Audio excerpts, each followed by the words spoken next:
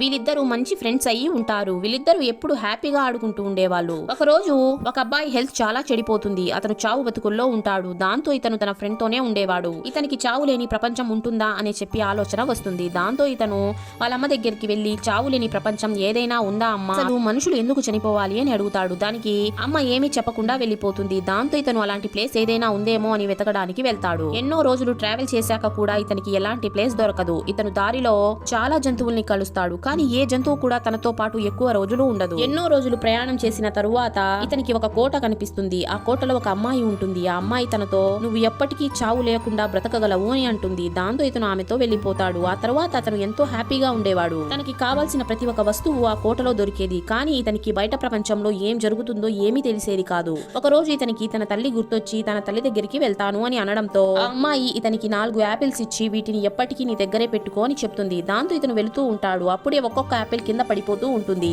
ఒక్కొక్క యాపిల్ కింద పడుతూ ఉండడంతో ముసలివాడు అయిపోతూ ఉంటాడు. అలాగే చాలా వీక్ గా అయిపోతాడు. ఫైనలీ ఇతను తన ఇంటికి వెళ్తే అక్కడ చాలా చేంజెస్ అయిపోయి ఉంటాయి. ఆ తర్వాత ఇతను తన తల్లి సమాధి దగ్గరికి వెళ్లి చాలా బాధపడతాడు. అప్పుడే 4వ యాపిల్ కూడా పడిపోవడంతో ఇతను కూడా అక్కడే తన ప్రాణాన్ని వదిలేస్తాడు. వీడియో నచ్చినట్లయితే లైక్ చేసి ఛానల్ ని సబ్స్క్రైబ్ చేసుకోండి.